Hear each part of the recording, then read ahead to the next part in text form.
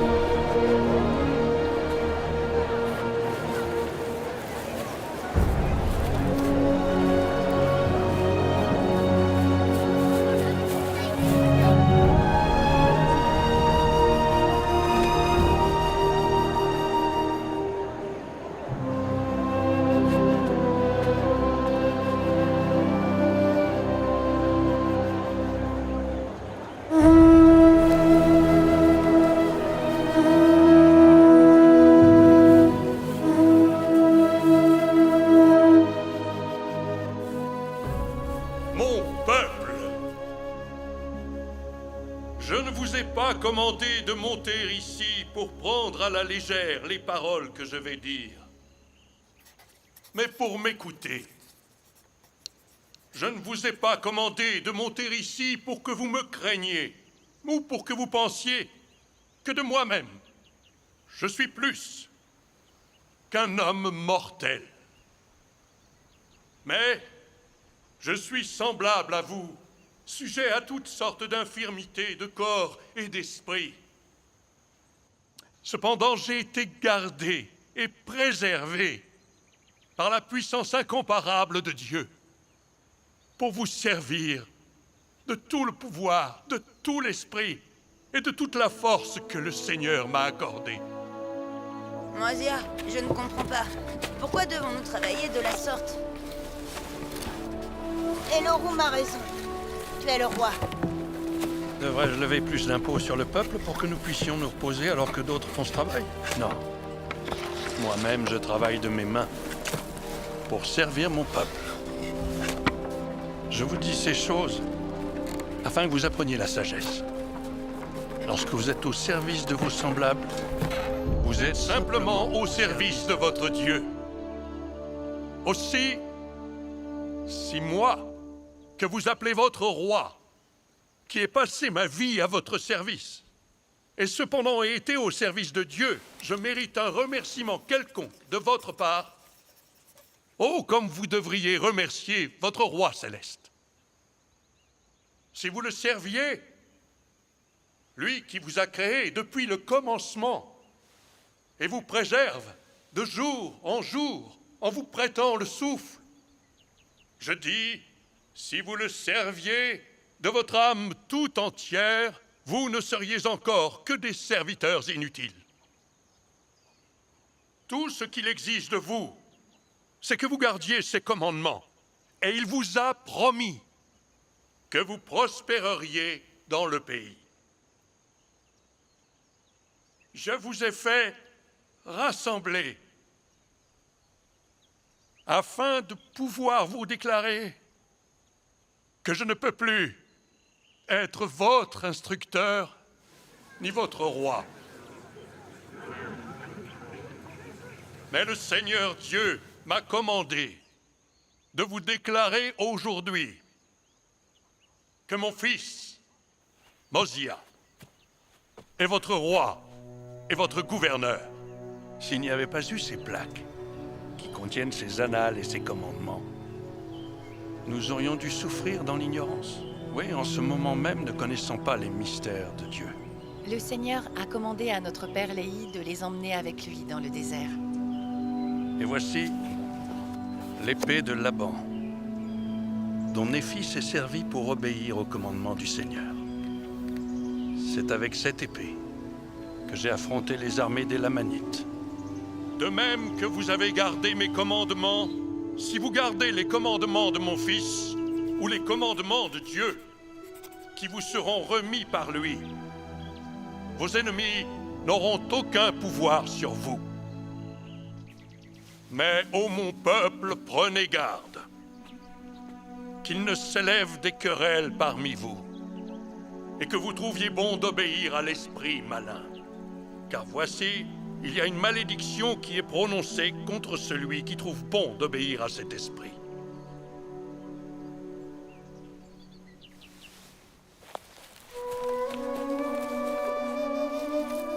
Je désirerais que vous méditiez sur l'état béni et bienheureux de ceux qui gardent les commandements de Dieu.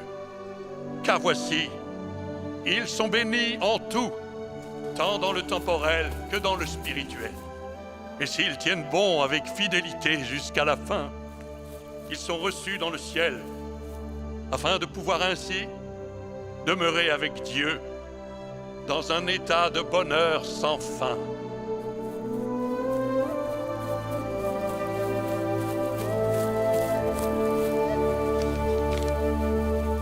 Oh, souvenez-vous que ces choses sont vraies, car le Seigneur Dieu l'a dit. Et en outre, mon peuple, j'ai encore à vous parler quelque peu.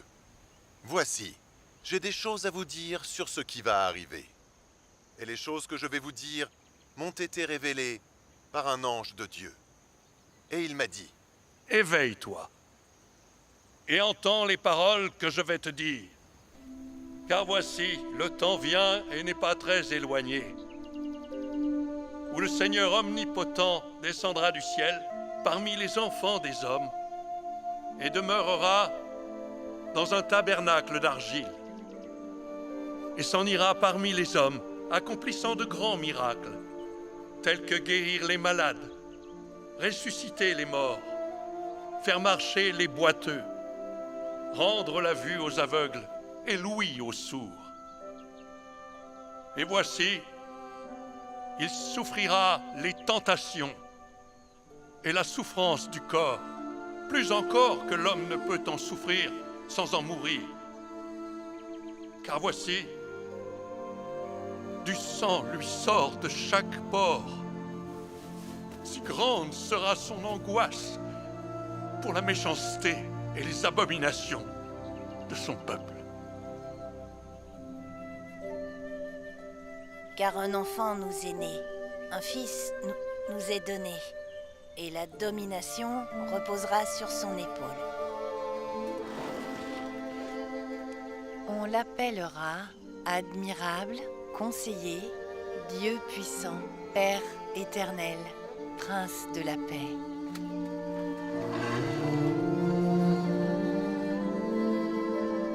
Mes fils, je voudrais que vous vous souveniez que ces paroles sont vraies, et aussi que ces annales sont vraies. Et il sera appelé Jésus-Christ, le Fils de Dieu, le Père du ciel et de la terre, le Créateur de tout depuis le commencement. Et sa mère sera appelée Marie. Il vient parmi les siens, afin que le salut parvienne aux enfants des hommes, par la foi en son nom. Et même après tout cela,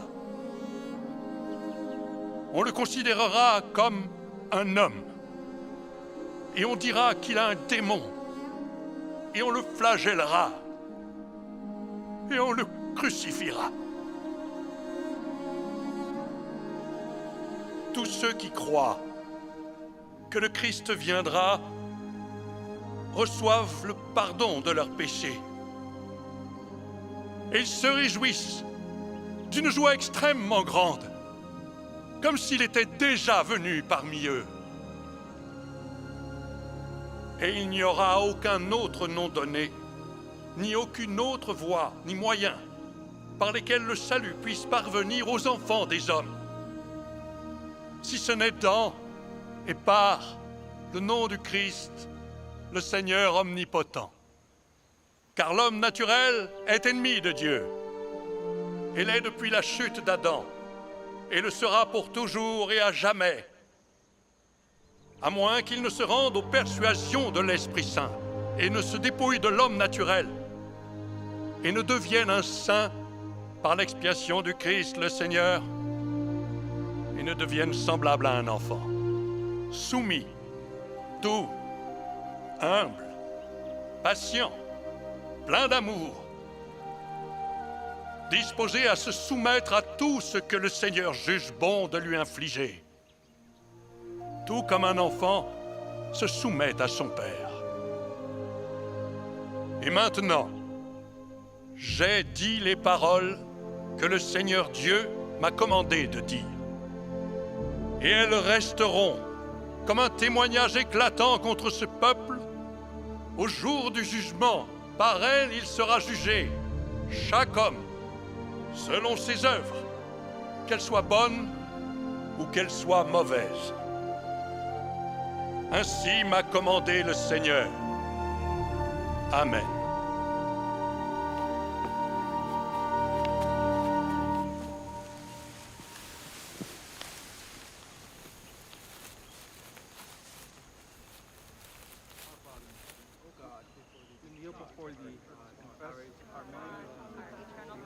Nous te demandons de pardonner nos péchés.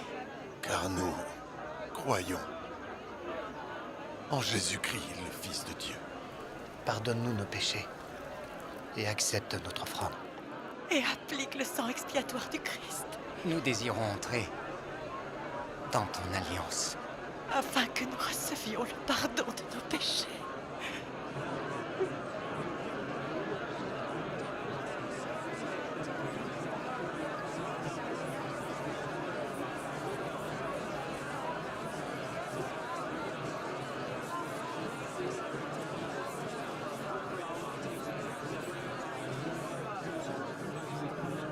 Mes amis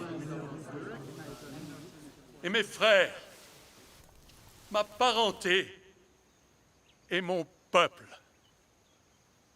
croyez en Dieu, croyez qu'il est et qu'il a tout créé, tant dans le ciel que sur la terre. Croyez que vous devez vous repentir de vos péchés et vous humilier devant Dieu. Et si vous faites cela, vous vous réjouirez toujours et serez remplis de l'amour de Dieu. Et vous ne serez pas enclins à vous nuire les uns aux autres, mais à vivre en paix. Et vous enseignerez à vos enfants à ne pas se battre et se quereller, et à marcher dans les voies de la vérité. Et vous leur enseignerez à s'aimer les uns les autres et à se servir les uns les autres. Donnez de vos biens aux pauvres. Veillez à ce que tout cela se fasse avec sagesse et ordre, car il n'est pas requis que l'homme court plus vite qu'il n'a de force. Et finalement, je ne peux pas vous dire toutes les choses par lesquelles vous pouvez commettre le péché, mais veillez à vous-même et à vos pensées, et à vos paroles, et à vos actes, et observez les commandements de Dieu, et continuez dans la foi de ce que vous avez entendu concernant la venue de notre Seigneur, jusqu'à la fin de votre vie. Amen.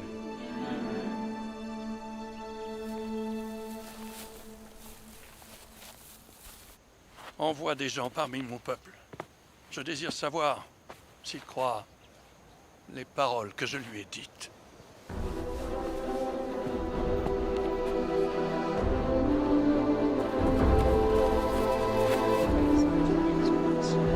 Allez.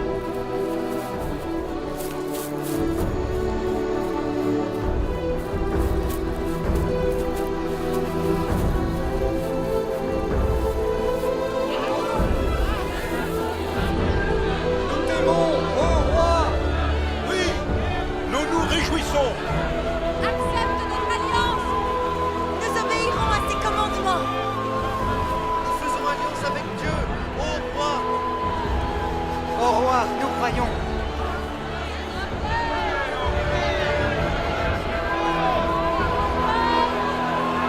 Nous croyons toutes les paroles que tu as dites. Nous savons qu'elles sont vraies.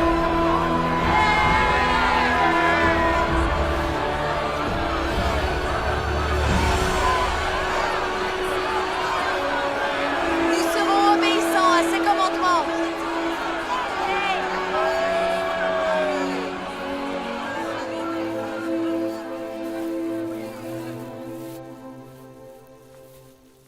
À cause de l'alliance que vous avez faite, vous serez appelés enfants du Christ, ses fils et ses filles. Car voici, aujourd'hui, il vous a engendrés spirituellement, car vous dites que votre cœur est changé par la foi en son nom. C'est pourquoi vous êtes nés de lui et êtes devenus ses fils et ses filles. C'est pourquoi je voudrais que vous preniez sur vous le nom du Christ. Souvenez-vous de toujours retenir le nom écrit dans votre cœur, afin que vous entendiez et connaissiez la voix par laquelle vous serez appelés, et aussi le nom par lequel il vous appellera.